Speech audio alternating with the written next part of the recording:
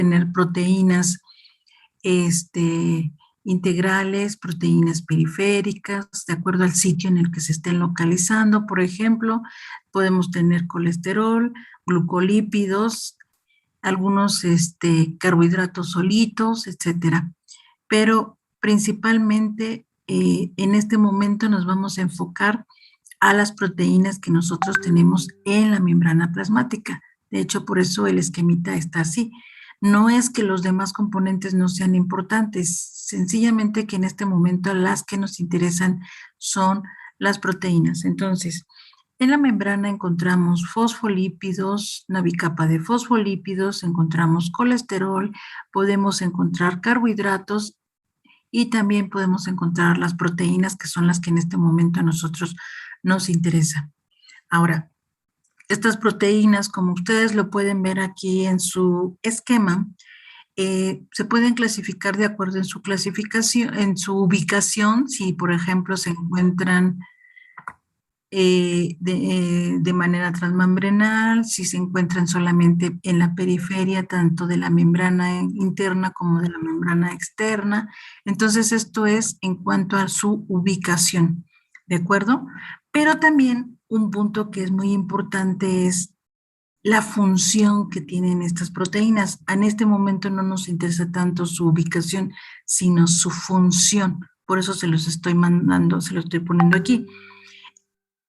En ese sentido, tenemos proteínas que tienen una función de ser sistemas de transporte, algunas proteínas que son de unión, algunas proteínas que son receptores, como lo pueden ver aquí, o algunas proteínas con actividad enzimática. ¿De acuerdo? Entonces, tenemos, de acuerdo a su función, las proteínas pueden ser enzimas, pueden ser receptores, pueden ser proteínas de unión o pueden ser transportadoras. Y de todas estas funciones, en la que nosotros nos vamos a enfocar en este momento es justo en las que son proteínas transportadoras, que tienen una función de transporte, como lo pueden ver aquí en esta parte del esquema de abajo. ¿De acuerdo? Y, por ejemplo, pueden tener, en el esquema de abajo lo que ustedes ven es que pueden tener, por ejemplo, canales que son dependientes de receptores o canales que son dependientes de voltaje, por ejemplo, y entonces, si son dependientes de voltaje, bueno, eso va a depender del estímulo que se dé, y algunos canales son dependientes de, por ejemplo, pueden ser dependientes del ligando, y bueno, dependiendo del ligando, estos se pueden abrir o cerrar dependiendo del caso. Ahora, de acuerdo a la dirección del transporte en el que se está dando el transporte de los solutos, por ejemplo, pueden ser uniporte, es decir, que van en una sola dirección, como lo ven aquí en su figurita. Puede ser antiporte, eso significa que uno de los sustratos va en una dirección y el otro va en sentido contrario. Y también puede ser simporte, por ejemplo, simporte si van ambos en la misma dirección. Entonces sería uniporte, es decir, solamente un sustrato. En el caso, por ejemplo, del simporte, los dos van en la misma dirección, y en el caso del antiporte van uno en sentido contrario al otro. Y finalmente tenemos el caso de las ATPasas, es decir, algunos sistemas de transporte requieren de ATP para que se puedan abrir. ¿De acuerdo? Entonces, ¿tienen hasta aquí alguna duda? ¿No? Ok. Disculpe, doctora, ¿el simporte cómo era? Que los dos van en la misma dirección. Los dos sustratos van en la misma dirección. Gracias.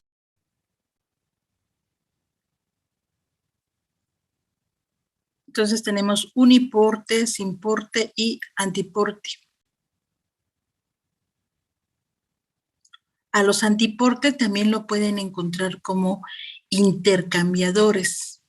En el cambio de los simporte también lo pueden encontrar como los cotransportadores, porque van en la misma dirección. ¿De acuerdo? Entonces, En el caso de los sin porte, también pueden ser cotransportadores y en el caso de los antiporte también pueden ser intercambiadores. ¿De acuerdo? ¿Tienen alguna duda o comentario? Doctora, una pregunta. Sí. Creo que una vez había leído cotransportadores. ¿Eso difiere en algo? ¿Transportadores? Transportadores. Ajá, creo que se le agregaba. Cambió un poquito el nombre y creo que sí era una función bastante aguda. Sería como el que te estoy diciendo, como el sin porte. Sin porte o cotransporte. Ok, gracias. Los dos van en la misma dirección. Sí, gracias. Sí. ¿Alguna otra duda?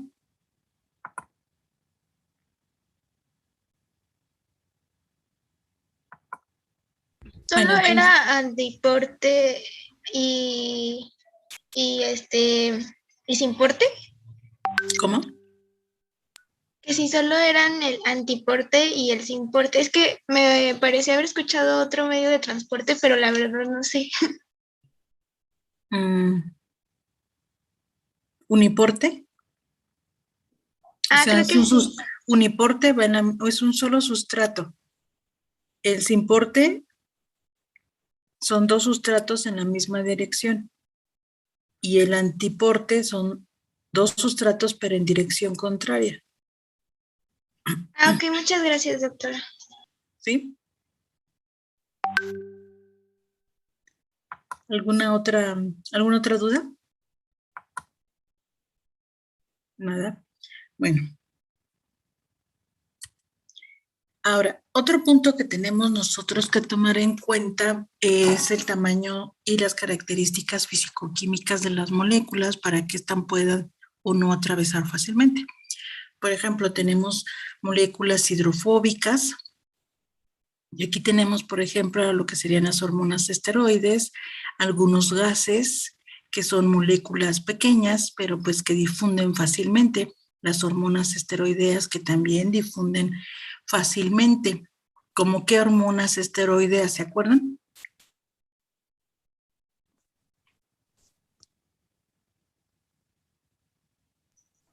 ¿Podría ser la testosterona, doctora? Por ejemplo, otra. Los estrógenos. Los estrógenos, otra. Andrógenos. Todos los andrógenos, ¿de acuerdo? Entonces, van a hacer una lista, por favor, de las hormonas que son de naturaleza lipídica.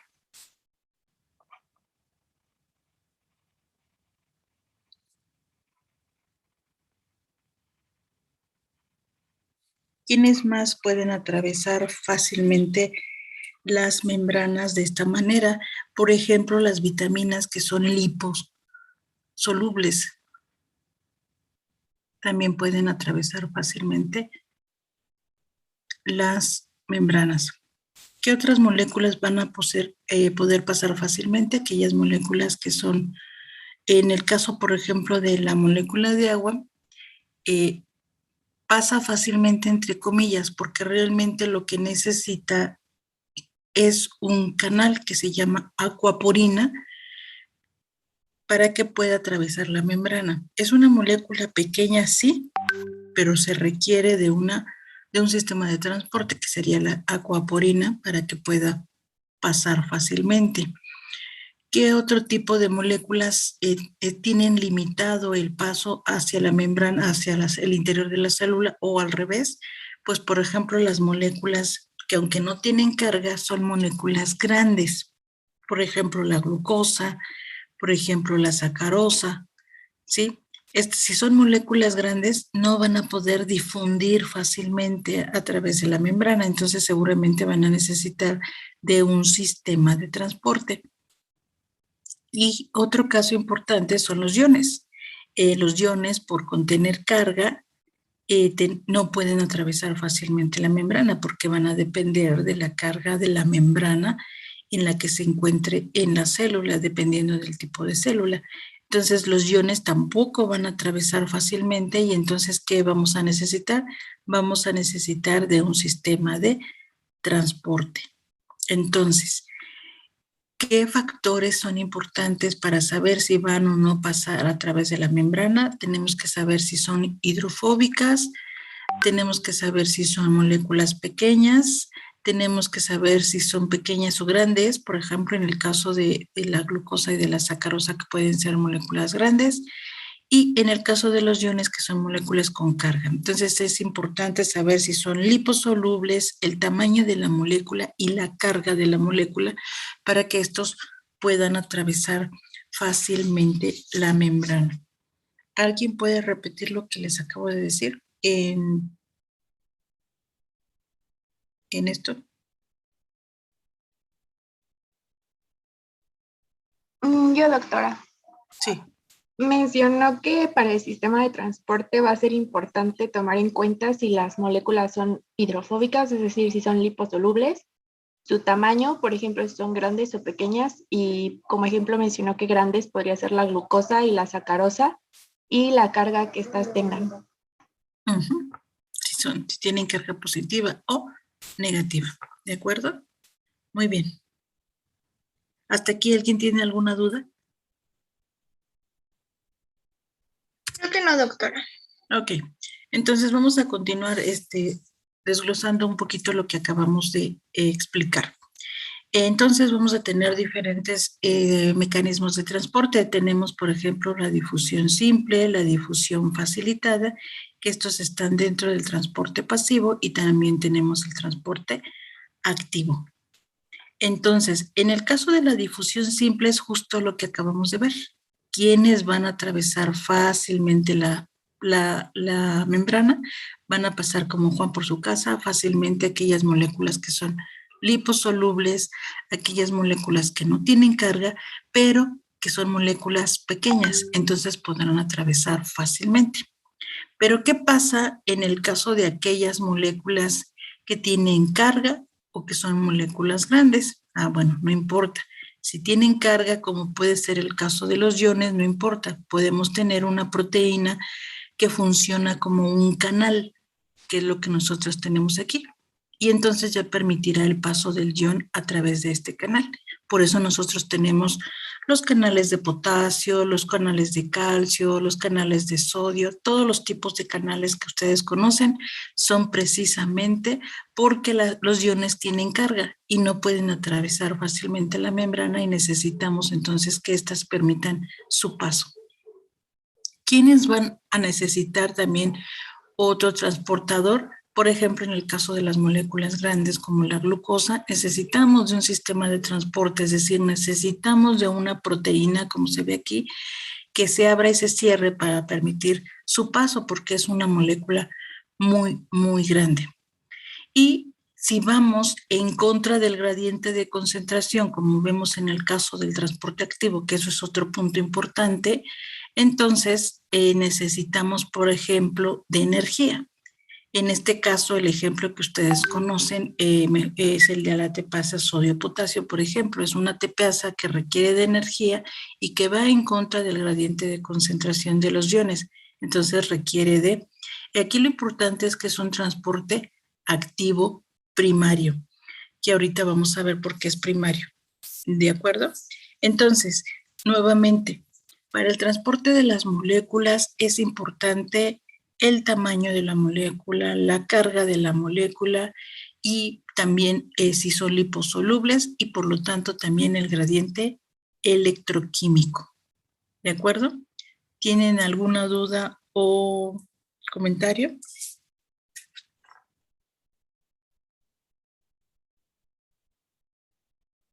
¿Nada? Ok. Ahora, este es un ejemplo clásico. Ustedes, por ejemplo, que ya llevaron digestivo, esto ya lo revisaron. Esto es un ejemplo de del intestino, de sus células, de los enterocitos. Y aquí nosotros, por ejemplo, ver esto que tenemos aquí es el borde en cepillo, que no es otra cosa que parte de la membrana apical. Y el lado contrario, que sería aquí, donde les estoy señalando, sería la membrana vasolateral. ¿De acuerdo? Entonces, por ejemplo, el ejemplo clásico que nosotros les damos es el de la glucosa, cómo se lleva a cabo su absorción. Su absorción se lleva a cabo a través de glucosa junto con una molécula de sodio. Entonces, estamos hablando de un simporte o de un cotransportador, porque van ambos. Entonces, aquí tienen el ejemplo de lo que veíamos al principio, del cotransportador. Ambos sustratos van en la misma dirección. Aquí tienen el cotransportador sodio-glucosa. ¿Se acuerdan qué transportador tenemos a este nivel? Son los EGLT. Son los SGLT1 en este caso. SGLT1. ¿De acuerdo? Entonces pasa la glucosa, pasa el sodio, ¿de acuerdo?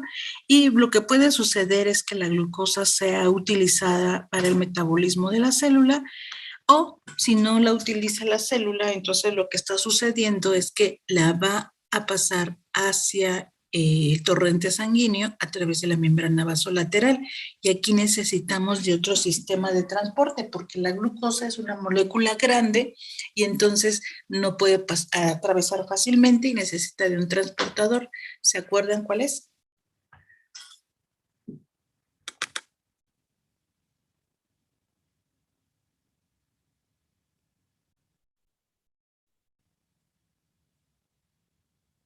¿También era SGLT, profesora? No, no, porque los SGLT son cotransportadores, es decir, siempre se transporta glucosa con sodio y aquí sería la glucosa solita. ¿Es el GLUT2? Son los GLUT, exacto. Entonces tenemos en la apical los SGLT1 y en la vasolateral los GLUT. Eso es para el caso de la glucosa, pero en el caso del sodio, por ejemplo, recuerden que en el caso del sodio no podemos tener mucho sodio en las células porque si no estas se van a hinchar, van a retener mucho líquido y entonces, pues pobrecitas células pueden estallar, y para evitar eso, entonces lo que hace la célula es utilizar la ATPasa que sodio-potasio, que es la que está llevando el sodio nuevamente hacia afuera, va en contra del gradiente de concentración y está introduciendo potasio. Entonces aquí tenemos una ATPasa. ¿Sí quedó? Sí. Ahora, en el caso de la ATPasa sodio-potasio, vamos a ver que es un ejemplo, esta ATPasa sodio-potasio es un ejemplo de transporte activo primario, porque está utilizando ATP de manera directa, ¿de acuerdo? En el caso del SGLT2, de SGLT1 que tenemos nosotros en la membrana apical, es un transporte activo secundario. ¿Por qué? Porque no requiere de energía de manera directa, sino que depende de la actividad de la ATPasa de sodio-potasio y entonces por eso no gasta energía de manera directa, sino de manera indirecta. Por eso la ATPasa sodio-potasio, como si hidroliza el ATP, entonces es transporte activo primario. Pero el SGLT1 no lo gasta de manera directa, entonces por eso es transporte activo secundario. ¿Sí quedó?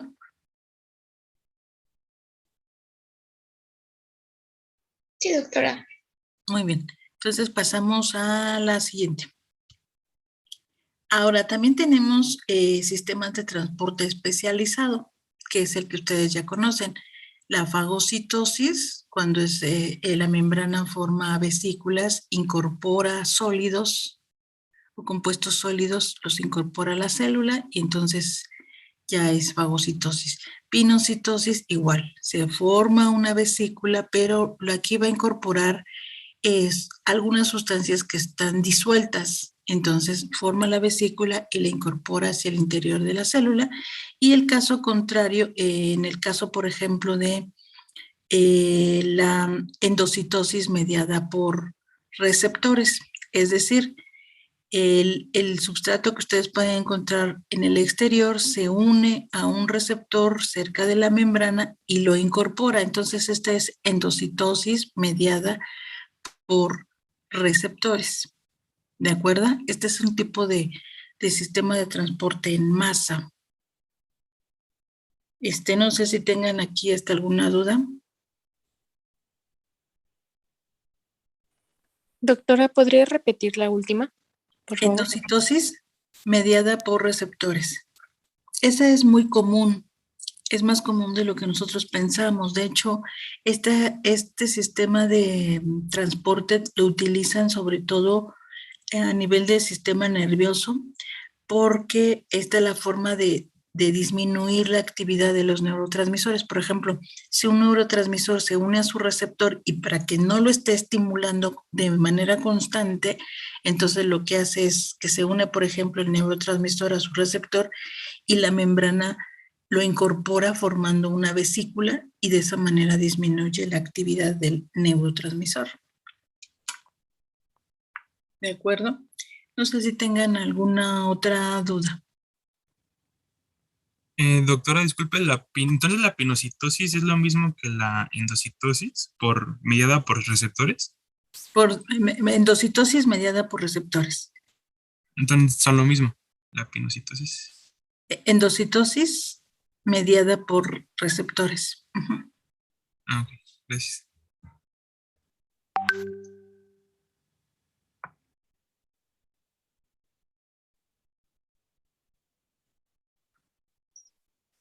Doctora, a mí no me quedó muy claro en cuanto al transporte activo secundario y primario.